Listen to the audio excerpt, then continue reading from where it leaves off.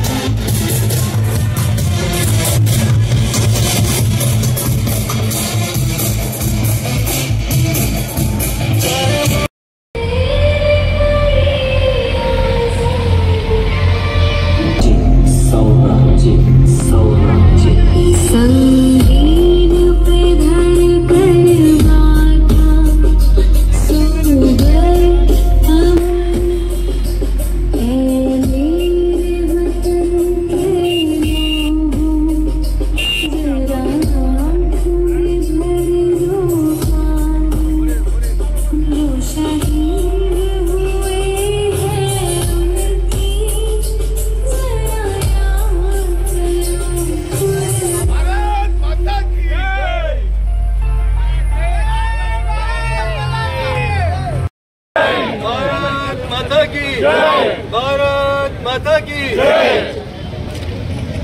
मातरम मातरम वंदे मातरम मातरम मातरम वंदे मातरम भारत माता की जय भारत माता की जय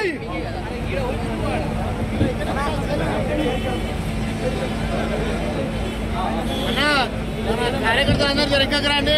ఈ కట్టెవాడితో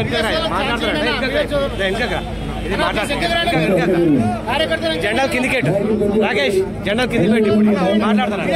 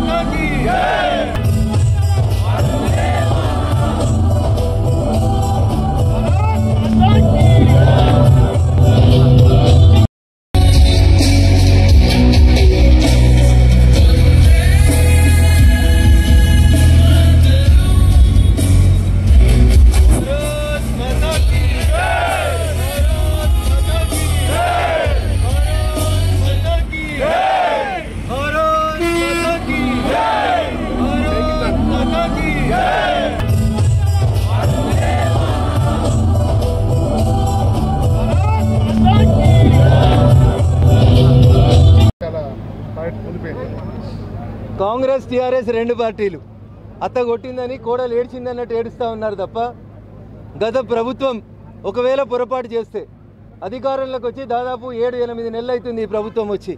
తప్పు చేసిన వాడిని శిక్షించడానికి వీళ్ళకు ఉన్నటువంటి ఇబ్బంది ఏంది? కేటీఆర్ గారు ప్రెస్ మీట్ పెట్టి ఆగస్టు 2వ తారీఖు రోజు సుంకిశాలలో కూలిపోయింది, ప్రభుత్వానికి అసెంబ్లీలో చర్చించేందుకు దమ్ము లేదు అన్నాడు. మరి మీరేం చేస్తున్నారు? పాలకపక్షం నిద్రపోతే పాలకపక్షాన్ని మేల్కొల్పాల్సినటువంటి ప్రతిపక్షం మీరెందుకు నిద్రపోయినారు కేటీఆర్ గారు? ఆగస్టు 2 నాడు సంఘటన జరిగితే 2 నాడు అసెంబ్లీలో మీరెందుకు దాన్ని ప్రస్తావించడంలో విఫలమైందనేది కూడా ఆలోచించాలి. కాంగ్రెస్ బీఆర్ఎస్ నేను మొదటి నుంచి చెప్తున్నా, వీళ్ళిద్దరు తోడు దొంగలే. అది కాళేశ్వరం అయినా, మేడిగడ్డ అయినా, సుంకేసులైనా పేపర్ల మందం, ప్రెస్ మీట్ల మందమే తప్ప వేర్ ఈజ్ ద యాక్షన్? తప్పు చేసినోడిని శిక్షించడానికి వెనకడికి చంద్రశేఖరరావుకు మన చెప్పలే. తప్పు చేసేది తనయుడైనా తనయైనా ఆయన శిక్షిస్తా అని చెప్పి కేసీఆర్ 10 ఏళ్ళు తలుపులు పెట్టుకుంటే 8 నెలల నుంచి రేవంత్ రెడ్డి గారు నేను రాగానే లోపలేస్తా, చెంచలు కూడా లేస్తా, డబుల్ బెడ్రూములు రెడీ అవుతున్నాయి, అయ్యా కొడుకులను అందరినీ పంపిస్తా అని మాట్లాడిన రేవంత్ రెడ్డి గారు ఏ ఒక్క విషయంలో కూడా నోరు మెదుపుతలేడు. ఇది దురదృష్టకరం. చీకటి పోలీసు రెండు ఒకటైనట్టు ఒక నాణానికి బొమ్మ బొరుసులాగా కాంగ్రెస్ టీఆర్ఎస్ కలిసి ప్రజల సొమ్మును దోచుకుంటున్నాయి తప్ప అది సుంకిశాలైనా, మేడిగడ్డైనా, కాళేశ్వరమైనా ఈ ప్రభుత్వానికి చిత్తశుద్ధి లేదనేది చాలా స్పష్టంగా తెలంగాణ సమాజాన్ని అర్థం చేసుకోవాలని అప్పీల్ చేస్తాం. అలాగే నిన్న బండి సంజయ్ గారు మాట్లాడుతూ కేటీఆర్ గారిని రేవంత్ రెడ్డి జైల్లో వేస్తారని భావిస్తున్నాను అన్నారు. ఈ ప్రశ్నకు సమాధానం బండి సంజయ్ గారు నేను చెప్పినట్టున్నారు మీడియా మిత్రులతోటి. మళ్ళీ ప్రత్యేకంగా నేను చెప్పాల్సింది ఏం లేదన్న. కేసీఆర్ గారు అసెంబ్లీలో జూన్ 2014లో చెప్పిన మాటని బండి సంజయ్ గారు యాడ్ చేసిరు అంతే. ఏమన్నాడు కేసీఆర్? తప్పు చేసేటోడు తనే అయినా శిక్షిస్తా అన్నాడు. అరవింద్ కుమార్ అనేటువంటి ఒక హెచ్ఎండిఏ హైదరాబాద్ గ్రోత్ కారిడార్ లిమిటెడ్కి కమిషనర్గా చేస్తున్న ఆయన F1 రేస్ కోర్సు కార్లకి ఎట్లాంటి జీవో లేకుండా కేటీఆర్ చెప్తే నేను 50 కోట్లు ఇచ్చినా అని చెప్పి 6 నెలలు అవుతుంటే కేటీఆర్ని ఇంకా అరెస్ట్ చేస్తలేడంటే రేవంత్ రెడ్డి అమెరికాకు పోయి కేటీఆర్ తోటి ఏమైనా చీకటి ఒప్పందాలు చేసుకుంటుండేమో తెలంగాణ సమాజం ఆలోచించాలి. ఏడున్నాడు అరవింద్ కుమార్? ఏది ring road tender? Revanth Reddy నీకు 1000 కోట్లకు నోటీస్ ఇచ్చిండు కదా, అరవింద్ కుమార్ని ఎందుకు అరెస్ట్ చేస్తలేవు? ఫార్ములా 1 రేస్ కోర్సులకి 50 కోట్లు జేబుల పైసలు లెక్క వంచిండు కదా కేటీఆర్, ఎందుకు అరెస్టులు చేస్తలేవు అని సంజయ్ అడిగిండ్రు. తప్పేముంది అందులో? చేయాలా వద్దా? మరి మీరు కూడా చెప్తున్నారు కదా చేయాలని, చేయమన్నారు. మరి అదే మేము ప్రజల పక్షాన్ని అడుగుతున్నాం. Thank you. పర్యటన నేను బోగస్ అన్నాను. పర్యటన వెనకాల ఉన్న ఉద్దేశాలు ఏందనే చెప్పు. కేటీఆర్ తోటి ఏమన్నా బాత్రూమ్లు కడిగేటోళ్ళు ఎవరైనా పిలిచి ఒప్పందాలు చేసుకుంటున్నారా? ఏం చేసుకుంటున్నారు? ఏం చేసుకోకపోతే మై క్వశ్చన్ ఈ స్ట్రైట్ విష్ణు గారు, 50 కోట్లు F1 రేస్ కోర్సు దానికి ఎట్లాంటి అనుమతులు లేకుండా కేటీఆర్ గారు చెప్తే నేను ఇచ్చినా అని రేవంత్ రెడ్డి గారి మానస పుత్రిక అయిన పత్రికలు వచ్చింది. వచ్చి 6 నెలలు అయింది. ఎందుకు మరి కేటీఆర్ లోపలికి వద్దలేడు? నీకు ఆయనకి ఏం లేకపోతే లావాదేవీలు తెచ్చి లోపలేయచ్చు కదా.